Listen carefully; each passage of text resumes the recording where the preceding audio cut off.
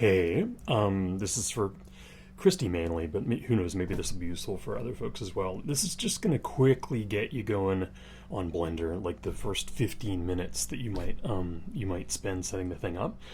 And that's so we can work on this Python tutorial. But yeah, for anyone else that wants to get the thing installed, what you do is just hop over to blender.org and click this to download Blender 2.9. And it should automatically sense your operating system so that when you hit this, it kind of knows which one you want. If that doesn't happen, then you can do it manually.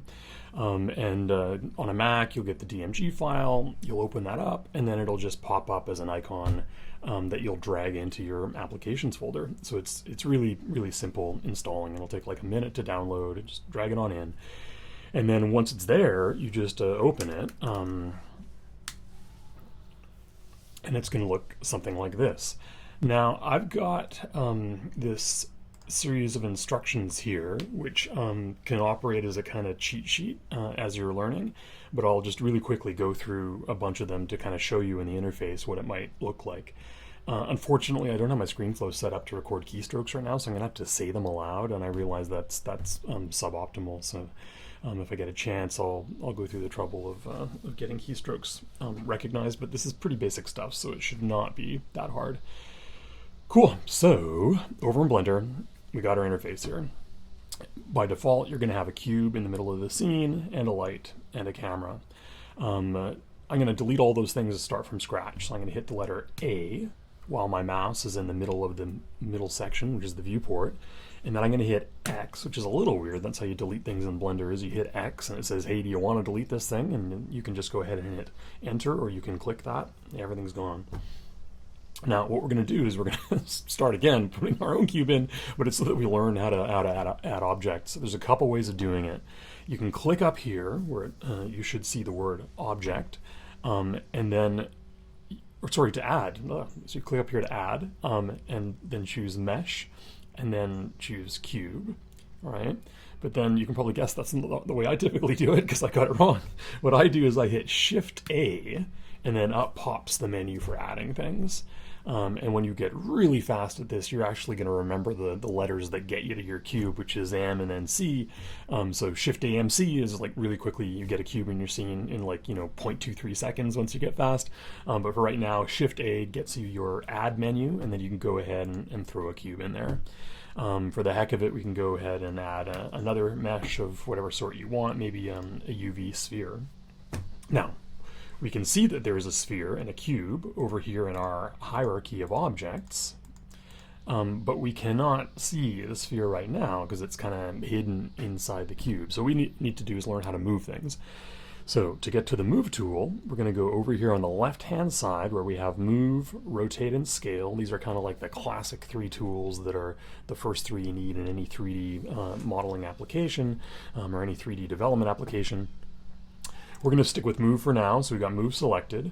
And as soon as we click that, whichever object I have selected, whether it's the cube or it's the sphere, I'm going to see it outlined in orange to indicate that it's selected, and then I'm going to see these axes pop up. Now those won't pop up if I don't have the Move tool selected. If I had this Select tool selected, all I'm getting is the object. So I need to have the Move tool selected if I'm going to see those axes.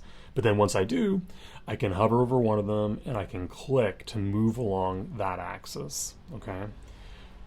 So that's moving along the green axis, this is moving along the red axis, and this is moving along the blue axis.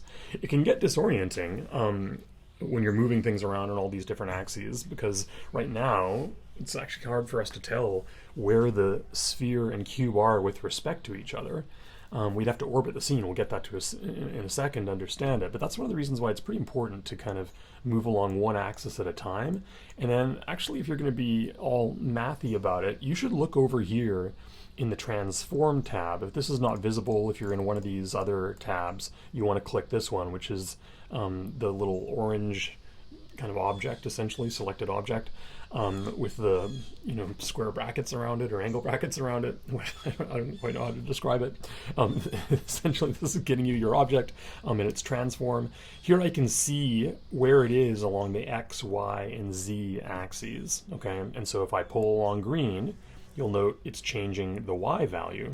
what's kind of cool is I can click in here, click and hold, and pull back and forth, and I can change the numbers of the Y value, and that will change the location in the scene. So these things are connected. If I change the value in the viewport, it's updating the value automatically over in the transform tab, and vice versa. So I hope you're pausing this video. I know I'm going fast. I'm just trying to actually do this lickety-split. You should pause this thing constantly and play with every single one of these things that I show you just to kind of get the hang of it. So right now what I do is I'd kind of move each of these objects around a bunch along the X, Y, and Z axes. So that's what we've got now, is we've been able to add objects and we've been able to move these objects. Now let's figure out how we would move around the scene to see it from different angles or to zoom in or whatever. What we're going to do is, first of all, I don't know whether you're on a mouse or a trackpad, but if over here in the Chrome, it's going to tell you the trackpad navigation options and the mouse navigation options. And the mouse navigation options depend on you having a middle mouse button. So I'll sort of go through both of them because I actually have a trackpad and a mouse here. So in a trackpad, to zoom in and out is going to be kind of pinch to zoom, you know, very, very intuitive. And then to orbit the scene is going to be 2-finger scrolling, side to side or up and down. Okay, that's going to orbit around the scene.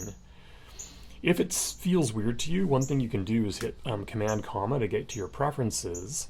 And under navigation, if you're someone that likes Mac rather than PC style mouse wheel scrolling and things like that, or trackpad scrolling, you're going to want to click on natural trackpad direction. Otherwise, it'll be happening the opposite way, like the way it happens on PCs, and that might actually disorient you.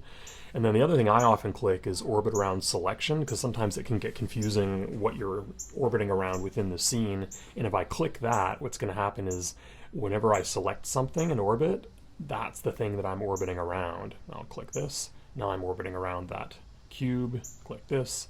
Now I'm orbiting around that sphere. For me, at least, that's a more intuitive way of doing it. All right, so anyways, we've got pinch to zoom, 2-finger swipe to orbit, and then the last one is if I hold down the Shift key while I do my 2-finger swipe, kind of works the way the hand tool works in a lot of Adobe software. It kind of just grabs the scene and moves it around for you. I mean, what's actually happening is it's moving the camera, but anyways, let's not get into that. It's kind of like a relativity problem to think through. Whatever makes more sense to you. If you want to think of this as moving the camera, if you want to think of it as moving the scene, just, you know, work with a thing that you know, works the way your brain works. All right, so that's trackpad. On mouse, it's going to be scrolling the middle mouse button that moves in and out. It's going to be clicking the middle mouse button and moving around and dragging around, and that's going to be orbiting. And then shift click is going to be your hand tool that kind of grabs and moves the thing around. So again, scrolling, clicking and dragging, and then shift click and drag are the 3 ways you're going to get around the scene.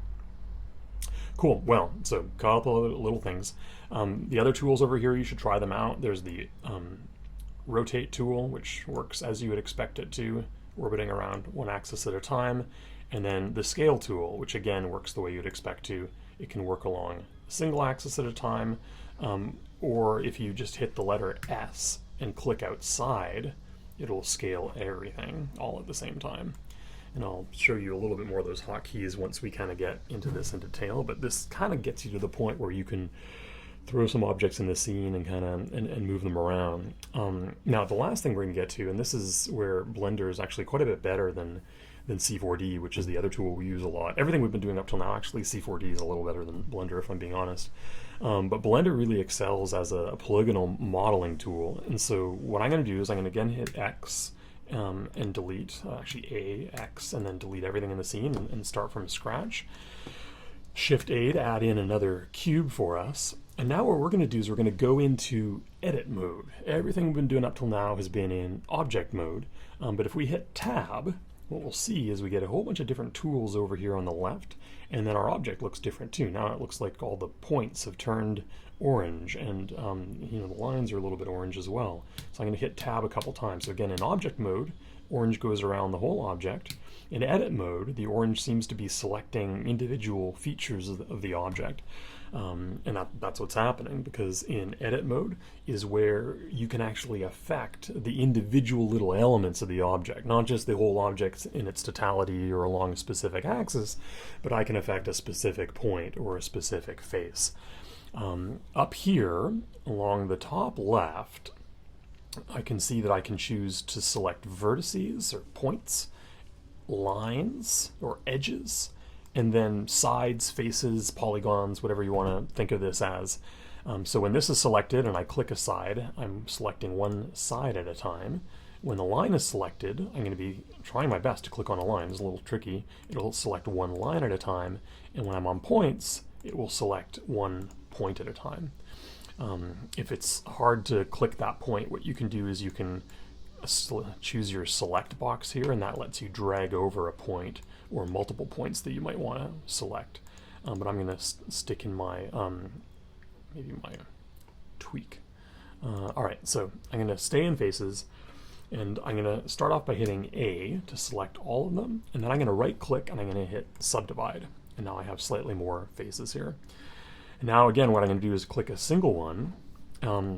What's kind of cool is that I can go over here and I have my friends, the move, scale, and rotate tools, and you're welcome to kind of play around with these a little bit and see what happens when you move them. There's if I move it, there's if I rotate it, and there's if I scale it, and I can start getting some pretty interesting effects. But before we do any of that stuff, I'm going to Command Z to get back to where we were.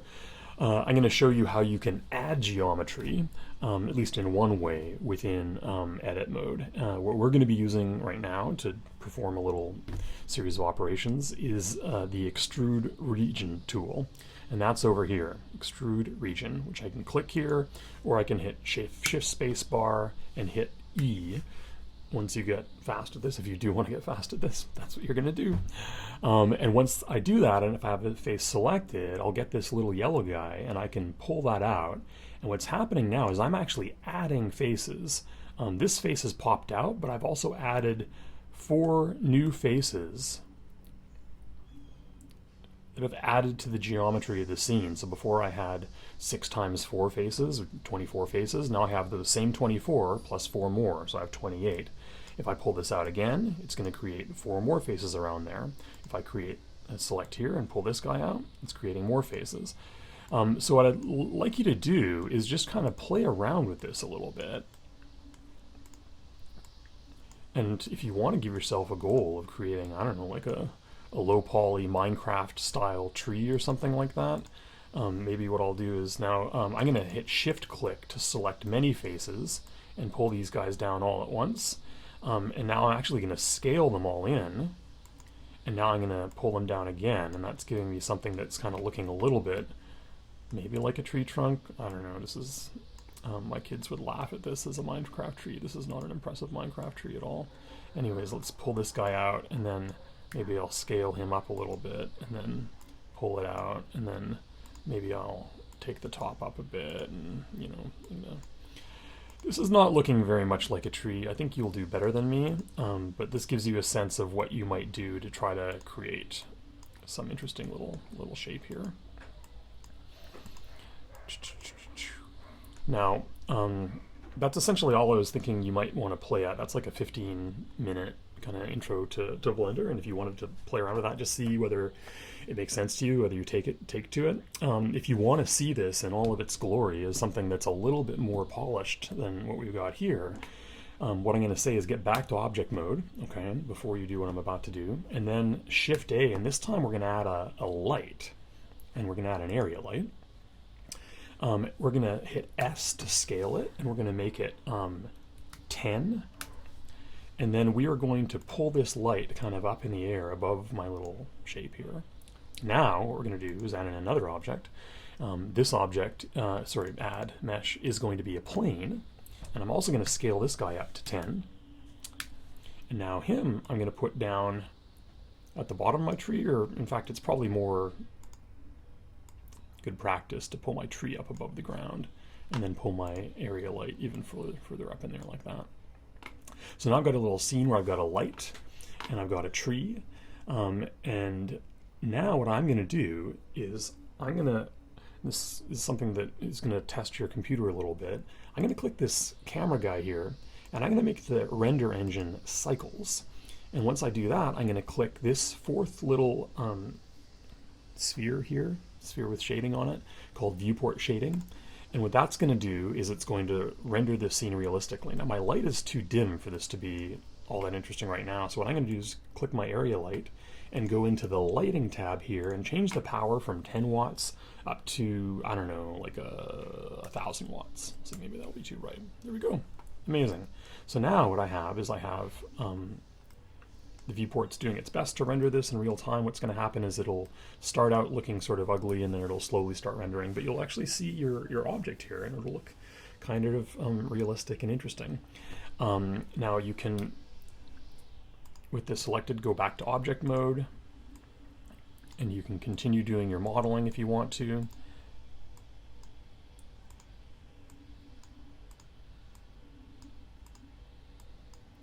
And then tab on back to object mode and deselect, and again you can get a sense of what it's starting to look like. You have an interesting little white tree in a void.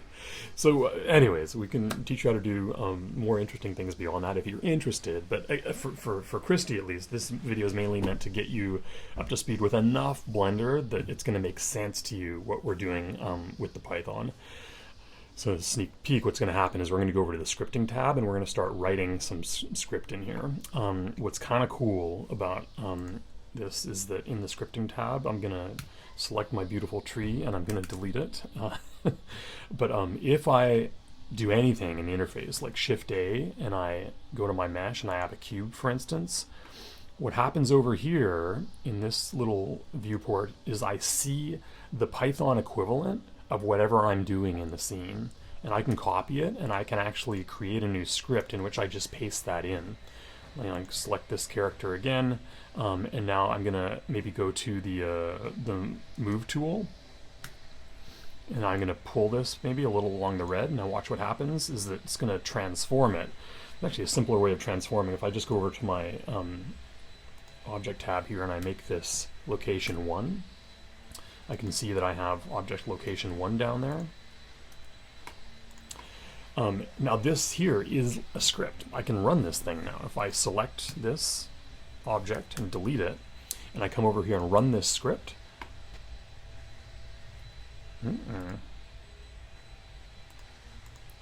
oh, sorry. Do I need your help? You can probably guess what's wrong here. Actually, I haven't imported this bpy thing, which I'm sure you haven't seen before. That's Blender Python. That's the Blender Python model that lets you module that lets you do everything you want to do in Blender. Now, when I click that, boom, I've got my square, and the cube has moved one over to the side. So the bpy documentation is not amazing. It's taken me some time to decode it, and so one of the big things I want to do is kind of help you save some time by bringing you up to speed with what I've discovered about it. But long story short, what we're going to want to do is develop a cool kind of sort of Python tutorial that helps people learn Python while they're in this Blender environment. Because one of the things about learning any coding language, as I'm sure you know, is you want to be kind of like typing some code, and then you want to see some kind of effects, right? And you learn better if you really tighten the feedback loop between whatever code you type and then whatever effects you see. And then I think that you boost student engagement if the effects are actually cool and they're not, not just printing values, right? Which it excites me because I can kind of see the potential in printing those values, but I think not every learner is as motivated by just printing things out in the command line, so or in the Python console, whatever you're using. I don't know if you're using Anaconda or something like that, or anyway. So that's it. I'm gonna stop, send this on. You don't have to watch this all, but I just wanted to make sure I wasn't leaving you with nothing while I'm busy between 10:30 and when we can meet at 12. All right, see ya.